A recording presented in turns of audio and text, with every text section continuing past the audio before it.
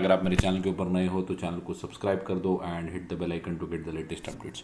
सो आज के इस वीडियो में हम लोग डिस्कस करने वाले हैं ब्लैक रोज इंडस्ट्रीज़ के बारे में। सो इसके जो Q3 के नंबर्स हैं वो आउट हो चुके हैं।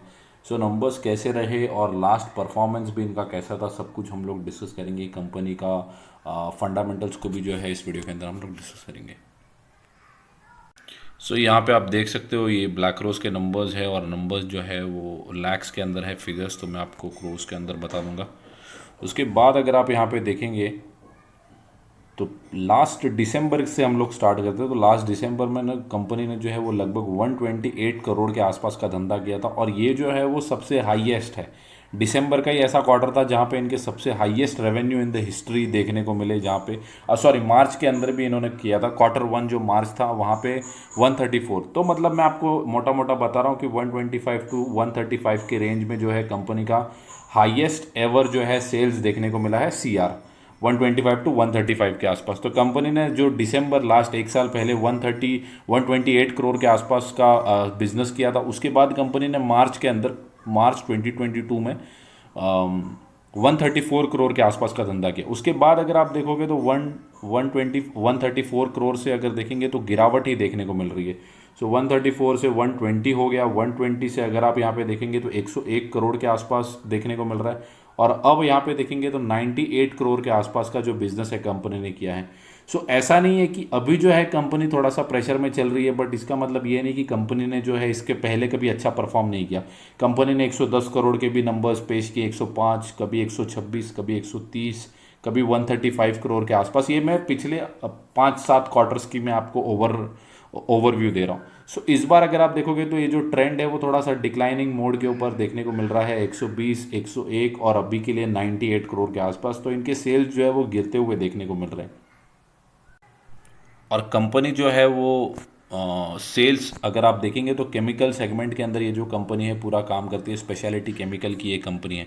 उसके बाद अगर आप यहाँ पे खर्चे भी देखेंगे तो 115 करोड़ के आसपास का खर्चा जो था वो एक साल पहले देखने को मिला। तो वहाँ पे सेल्स अभी आप यहाँ पे डिफरेंस देख सकते हैं, 128 करोड़ के आसपास की यहाँ पे कमाई देखने को मिल रही है और जो उनका एक्सपेंसेस है वो लगभग 115 करोड़ के आसपास। तो थोड़ा सा डिफरेंस देखने को मिल रहा है सेल्स और जो इनके एक्सपेंसेस है।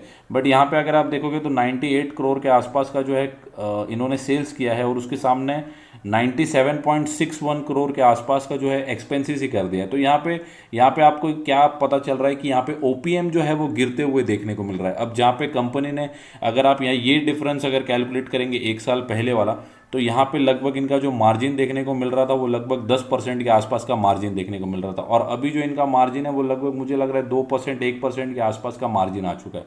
सो मार्जिन प्रेशर काफ़ी ज़्यादा देखने को मिल रहा है। इसका भी क्या रीज़न है ये मैं आगे आपको वीडियो के अंदर बताऊंगा। उसके बाद अगर आप यहाँ पे देखिए खर्चा जो है पिछले क्वार्टर के अंदर 102 करोड़ की कमाई की थी, उसके सामने 100 करोड़ के आसपास का जो है खर्चा कर दिया था। उसके बाद अगर आप यहाँ पे देखेंगे तो 98 करोड़ के आसपास का सेल्स किया है, उसके सामने 97.61 के आसपास का जो है एक्सपेंसेस कर दिया। ऑलमोस्ट जो कमाया वो पूरा जो है इनका खर्चा हो गया। उसके बाद अगर आप यहाँ पे देखेंगे तो कंपनी का नेट प्रॉफिट कितना बचता है तो 0.27 लैक्स, 27 लाख के आसपास ही कंपनी जो है वो पैसा बचा पाई है, प्रॉफिट जो है वो जनरेट कर पाई है। उसके एक क्वार्टर पहले कितना था, 1 करोड़ के आसपास, 1 करोड़ 55 लाख के आसपास। और उसके बाद उसके एक साल पहले अगर देखेंगे तो कंपनी जो है वो 9 करोड़ के आसपास जो है पैसा बचा पाती थी क्योंकि मार्जिन अच्छा था। अब यहाँ पे अगर मैंने पहले ही बता दिया कंपनी जो है वो केमिकल सेगमेंट के अंदर काम करती है। कच्चा तेल कितना महंगा है और ऐसी कंपनी तो डूब ही जाएंगी मुझे ऐसा लगता है अगर यही सिलसिला चलता रहा, अगर क्रूड ऑयल सस्ता नहीं हुआ तो आपको जो है इसके आगे और एक जो है स्ट्रैटेजी भी मैं बताऊंगा। अब यहाँ पे देखेंगे तो 1.86 के आसपास का EPS था, लास्ट क्वार्टर में देखें तो 0.30 के आसपास और इस बार तो देखेंगे तो 0.05% के आसपास देखने को मिल रहा है। काफ़ी बड़ी जो है इसके अंदर गिरावट देखने को मिल रही है ब्लैक रोज के अंदर। सो यहाँ पे आप देख सकते हो नंबर्स आने के पहले जो है लगभग 2% के आसपास की जो है गिरावट देखने को मिल रही है। एक साल से बताऊँ, एक साल से भी जो है कंपनी यहाँ पे अगर आप देखें तो 218 से लगभग 30% के आसपास की गिरावट हो चुकी है।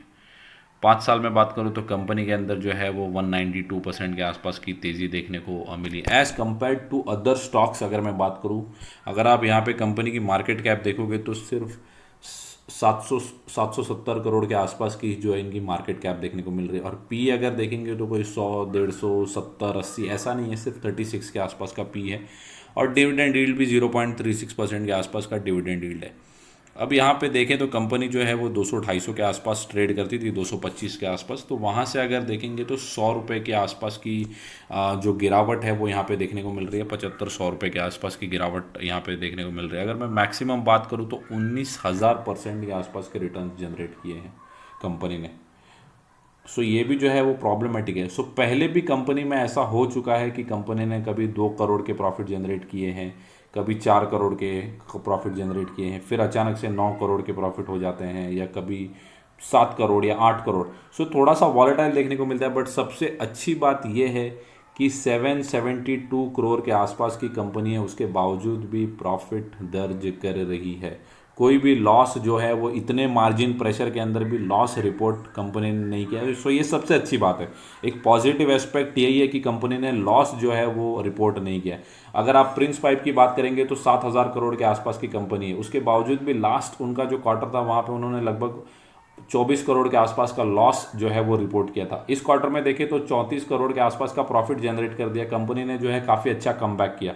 बट बड़ी कंपनीज भी जो है वो लॉस रिपोर्ट कर सकती हैं। सो इतने प्रेशर में होने के बावजूद भी कंपनी ने 0.27 लाख के आसपास का जो है वो प्रॉफिट जनरेट किया है। सो अगर आप पेटीएम और ऐसे दूसरे जितने भी जोमेटो फैंसी स्टॉक्स है जहाँ पे लॉस रिपोर्ट हो रहा है, उसके बावजूद भी अगर रिटेल इन्वेस्टर्स बाय कर रहे हैं, सो मुझे ऐसा लगता है कि ये जो कंपनी है वो उनसे काफ़ी ज़्यादा ठीक देखने को मिलती है। बस यहाँ पे प्रेशर एक ही चीज़ का है, या आपको एक ही चीज़ का ध्यान रखना है कि 772 करोड़ के आसपास की मार्केट कैप है। तो इसके अंदर आपका जो हिस्सेदारी होना चाहिए, इन्वेस्टमेंट होना चाहिए, वो ना के बरोबर होना चाहिए। अगर आपके पैसे डूब भी जाए यहाँ पे तो आपको फ़र्क नहीं पड़ना चाहिए, सिर्फ उतना ही इन्वेस्टमेंट ऐसी कंपनीज के अंदर आपका होना चाहिए। हाँ, लॉन्ग टर्म विजन के अंदर जैसे जैसे कंपनी ग्रो होती जाएगी तो आप भले से हायर प्राइस के ऊपर जो है इसको बाय कर सकते हैं। बट यहाँ पे एवरेज करने की कोई भी सलाह नहीं है जब तक कंपनी अच्छे नंबर्स पेश नहीं करती या कोई अच्छी न्यूज़ कंपनी के अंदर या डेवलपमेंट देखने को नहीं मिलती, तब तक मुझे ऐसा लगता है कि आपको एवरेज नहीं करना चाहिए और इन्वेस्ट भी अभी के लिए नहीं करना चाहिए। दूसरी काफ़ी बड़ी बड़ी केमिकल कंपनी जैसे नवीन फ्लोरिन ने कल के दिन नंबर्स पेश किए, थोड़े दिन एसआरएफ ने नंबर्स पेश किए, दीपक नाइट्राइट, आरती इंडस्ट्रीज। तो ये काफ़ी अच्छी कंपनीज है जहाँ पे आप इन्वेस्ट कर सकते हो। बट अगर आपको थोड़ा सा रिस्क लेना है और लॉन्ग टर्म के अंदर जो है वो माइक्रो कैप स्टॉक अगर कल के दिन अगर ये थोड़ा सा अच्छा ग्रो करता है तो स्मॉल कैप बन सकता है, मिड कैप बन सकता है। तो यहाँ पे जो है वो ग्रोथ वैल्यू थोड़ी सी ज़्यादा देखने को मिलती है।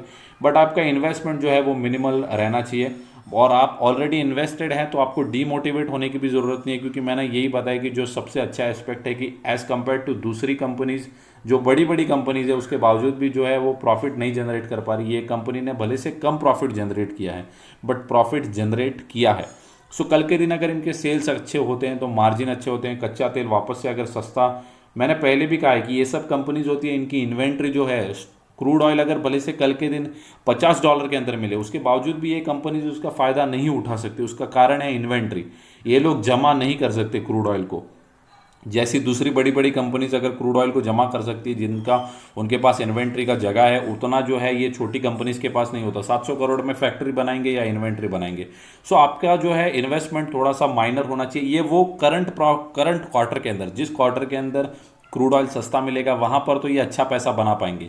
बट लॉन्गर टर्म के अंदर ये जब तक अपनी इन्वेंट्री बड़ी नहीं करेंगे तब तक ये जो है वो इनको वो क्रूड ऑयल सस्ता होगा तो भी उसका बेनिफिट देखने को नहीं मिलेगा। सो आपका इन्वेस्टमेंट जो है कम होना चाहिए। बट आपने कोई रॉन्ग स्टॉक के अंदर इन्वेस्टमेंट नहीं किया, बस आपका इन्वेस्टमेंट जो है वो कम होना चाहिए, क्योंकि यहाँ पर रिस्क जो है वो काफ़ी ज़्यादा इन्वॉल्व है। ओवरऑल कंपनी काफ़ी अच्छी है, बट मैंने वही बताया कि मार्केट कैप काफ़ी कम है। और ओवरऑल मैंने फंडामेंटल्स भी बता दिए। केमिकल कंपनीज के अंदर जो है मार्जिन प्रेशर देखने को मिल रहा है। कंपनी ने जो है वो 110 करोड़ के आसपास से 98 करोड़ के आसपास का सेल्स किया है। सो कंपनी ने क्या 100 करोड़ से सीधा 10 करोड़ पे थोड़ी आ गई है, 98 क्रॉस, थोड़ा सा ही जो है इनका रेवेन्यू कम हुआ है। बट यहाँ पे प्रॉब्लम यह है कि कंपनी के पास पैसे नहीं बच रहे। माल बेच रहे हैं उसके सामने जो है जो भी उनका रॉ मटेरियल है उसका कॉस्ट भी उतना ही पड़ रहा है, तो कंपनी के पास जो है पैसा नहीं बच रहा, जिस वजह से आपको नंबर्स खराब दिख रहे हैं। बट ओवरऑल जो है कल के दिन अगर कच्चा तेल और सस्ता होता है और रॉ मटेरियल और सस्ते होते हैं, कंपनी के सेल्स जो है वो इन्हीं डायरेक्शन के अंदर अगर बढ़ते जाते हैं जैसे पहले कंपनी ने किए हैं 135 करोड़ 128 करोड़, अगर ऐसे ही सेल्स 100 करोड़ के ऊपर अगर कंपनी जाती है 110 करोड़ के ऊपर, तो वापस से ओपीएम भी अगर ठीक होते हुए देखेंगे तो आपको वापस से कंपनी 2 करोड़ 5 करोड़ के आसपास का वापस से प्रॉफिट जो भी है जनरेट करते हुए आपको ज़रूर देखने को मिलेगी।